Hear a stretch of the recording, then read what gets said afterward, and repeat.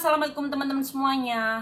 Sebelumnya mari kita semua mengucapkan innalillahi wa inna ilaihi rajiun, dimana telah berpulang salah satu teman kita TKW Hongkong atau salah satu BMI Hongkong atas nama Mbak Wiji Maliah Sadam, dimana mbaknya ini meninggal hari Kamis kemarin tanggal 10 Agustus 2023 jam setengah 8 pagi.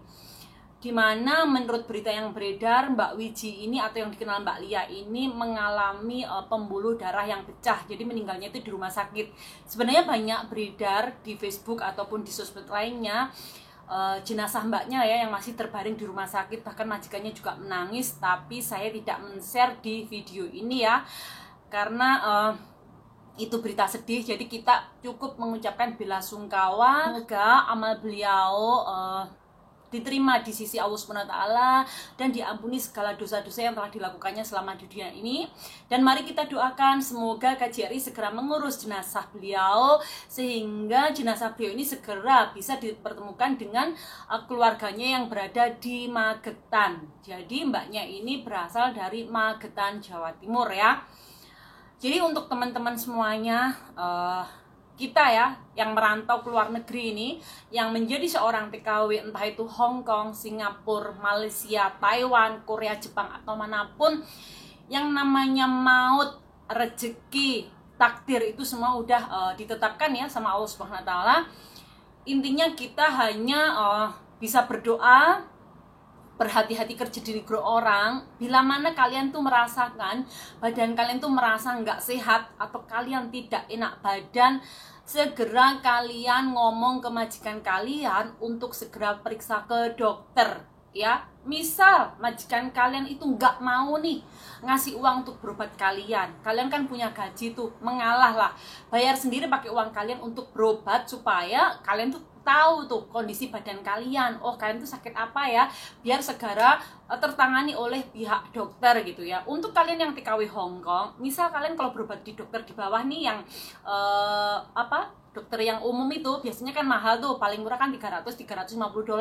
Kalau memang kalian merasa keberatan dan kalian merasa badan kalian itu sakit, kalian tidak enak badan, kalian tuh sebenarnya bisa segera ke rumah sakit terdekat dengan rumah kalian, pergi ke Kapcengsat atau ke IGD yang 24 jam.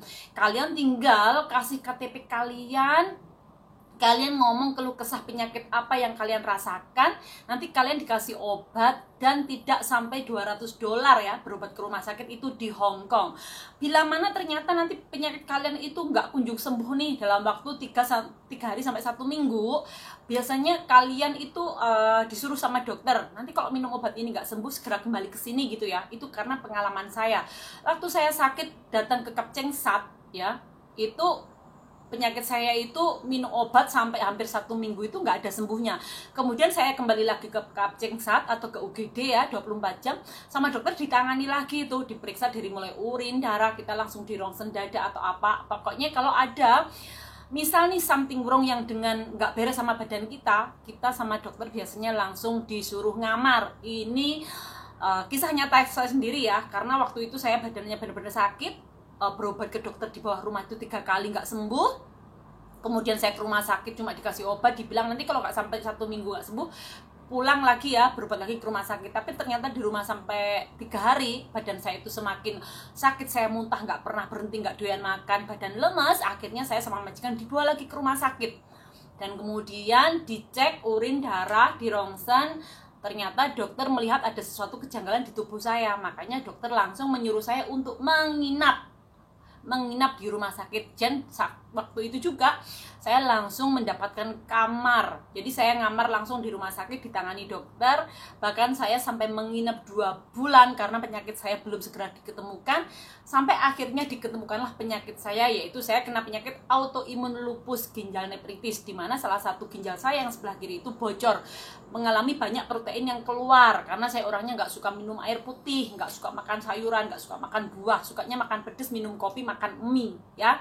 Jadi untuk pelajaran kalian semuanya yang di luar sana nih, untuk TKI Hongkong, kalau kalian sakit jangan pernah disepelekan. Kalau kalian sakit jangan dibiarkan.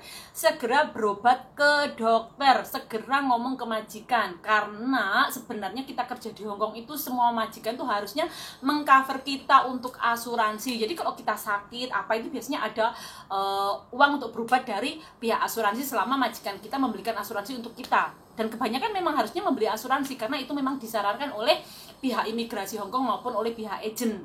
Tapi ada kalian juga majikan yang cuek, nggak mau tahu gitu, biar kamu sakit ya udah kamu berobat sendiri. Kalau memang kamu dapat majikan seperti itu, ya usahakan kalian berobat pakai uang kalian sendiri ya. Jangan kalian eman, istilahnya sayang sama uang kalian tapi kalian tidak tahu kondisi tubuh kalian. Namanya kita nggak tahu apa yang ada dalam tubuh kita ya. Karena waktu saya berada di rumah sakit hampir 2 bulan, itu pun begitu banyak anak Indonesia, Filipina, Thailand yang bekerja kita, seperti Cece gitu, yang kerjanya juga kayak kita, jobnya sebagai TKW Hongkong, itu mengalami berbagai penyakit dari mulai kolesterol, kencing manis, penyempitan apa itu paru-paru, pokoknya apapun itu banyak jenis penyakitnya lah ya. Saya tahu betul karena saya mengalami di rumah sakit selama 2 bulan. Jadi semoga kita semuanya yang bekerja di sini selalu diberikan kesehatan ya, selalu diberikan kemudahan, dipertemukan dengan orang-orang yang baik. Bila mana mengalami kesulitan, begitu banyak orang yang menolong kita. Dan intinya kita bekerja sampai finish kontrak, bisa berhasil apa yang kita cita-citakan, dan kembali ke rumah bertemu dengan keluarga kita tercinta di tanah air dengan membawa keberhasilan. Amin amin ya rabbal alamin. Oke, sampai di sini dulu ya video dari saya. Wassalamualaikum warahmatullahi wabarakatuh. Dadah.